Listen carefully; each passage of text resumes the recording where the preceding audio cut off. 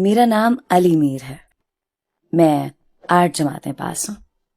मेरी शादी को आज 5 साल गुजर गए हैं और आज मेरी बीवी का बर्थडे भी है। पहले चलते हैं मेरी बीवी, मेरी हमसफर सजल के माजी की जानिब। सजल पढ़ी लिखी लड़की है। मुझे ज्यादा तो नहीं पता, लेकिन इतना जानता हूं कि वो लाहौर पंजाब यूनिवर्सिटी की टॉप स्टूडेंट रह चुकी है। उसके पास डिग्रियां, डिप्लोमे हैं। और सर सजल ने एक किताब लिख रखी है जिसमें हालात से मुकाबला करना सिखाया है उसने। लेकिन जानते हैं, सजल खुद जिंदगी से हार गई थी। सजल बहुत ही खूबसूरत है, बहुत खूबसूरत। अल्लाह पाक ने सजल को खूबसूरत के साथ साथ खूबसीरत भी बनाया। सर, मुझसे पहले सजल किसी और के निकाह में भी रह चुकी है। सजल की मंगनी उसके एक कजन से हुई थी। कजन सजल की निस्बत कुछ ज्यादा खूबसूरत था। कजन का नाम वसी था। वसी पेशे के लिहाज से डॉक्टर था। सजल बहुत खुश थी। कहते हैं ना, किस्मत वालों को मोहब्बत मिलती है। और सजल यकतरफा मोहब्बत करती थी शादी से पहले वसी से। और सजल भी उस किस्मत वालों में से थी जिसको उसकी मोहब्बत मिली थी। और फिर वसी और सजल का निकाह हो गया। सजल दुल्हन बनी हुई थी। वसी सामने बैठा हुआ था। दोनों में साथ निभाने के कुछ कौल करार हुए। दोनों ने कसम खाई, कभी जुदा ना होंगे।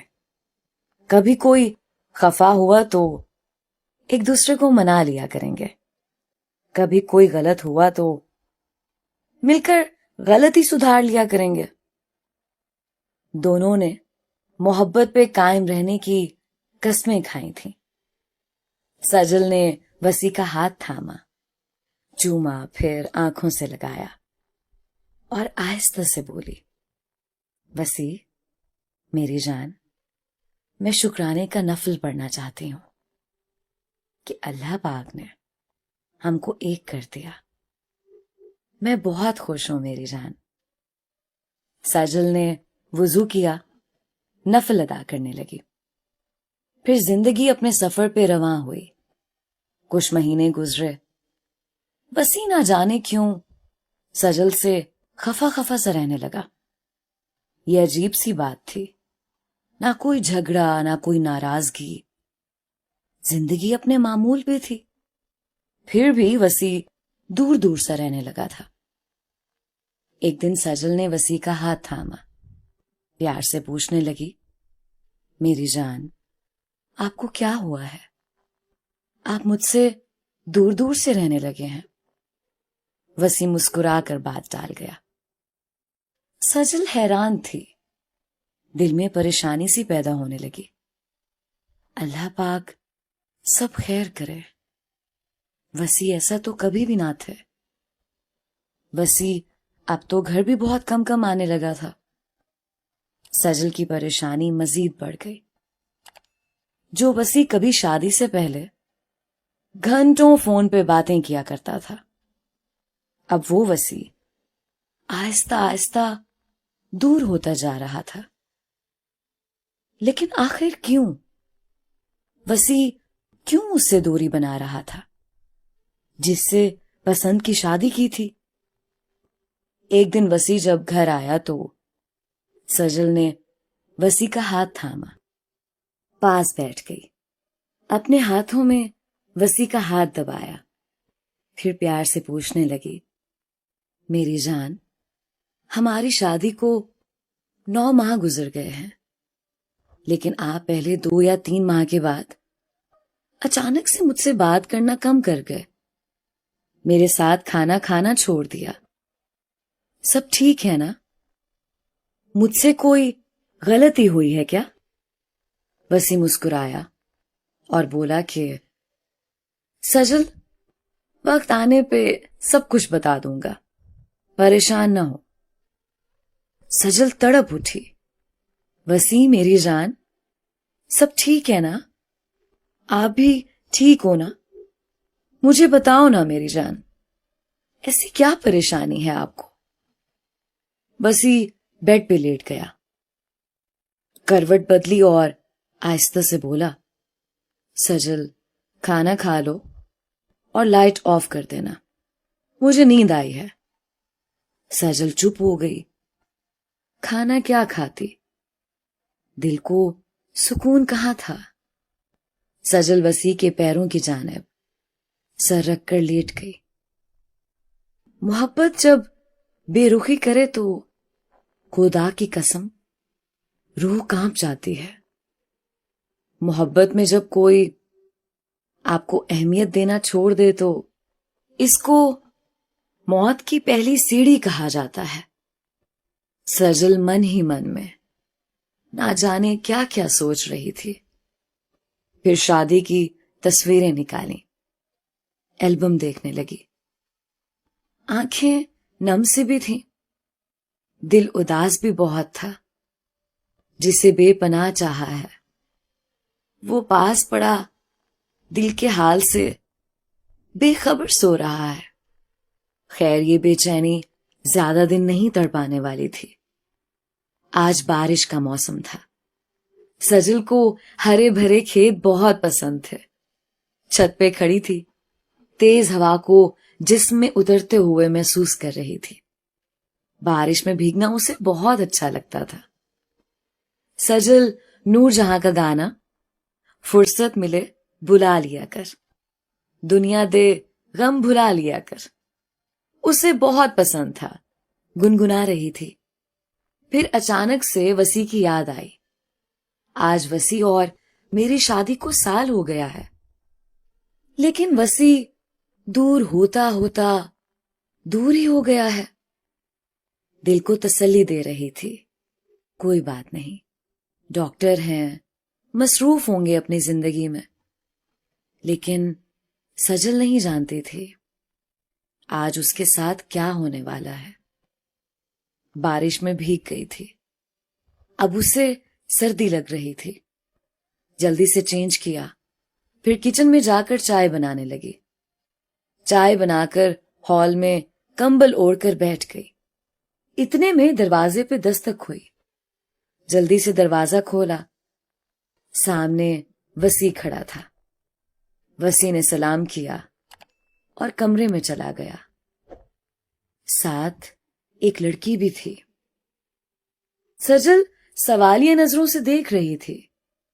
वसी ने अलमारी से कुछ पेपर्स निकाले, उस लड़की को थमाए और फिर सजल की जानिब देखने लगा। सजल, हमारा सफर यहां खत्म होता है। सजल मुस्कुराने लगी। क्या मतलब मेरी जान? सजल, मतलब ये तलाक के पेपर्स हैं, मैंने साइन कर दिए हैं, तुम भी कर दो। और हाँ, ये डॉक्टर उकाशा, हमने शादी कर ली है और आज रात की फ्लाइट से हम हमेशा के लिए अमेरिका जा रहे हैं।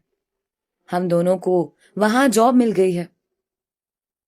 सजल को यकीन नहीं हो रहा था।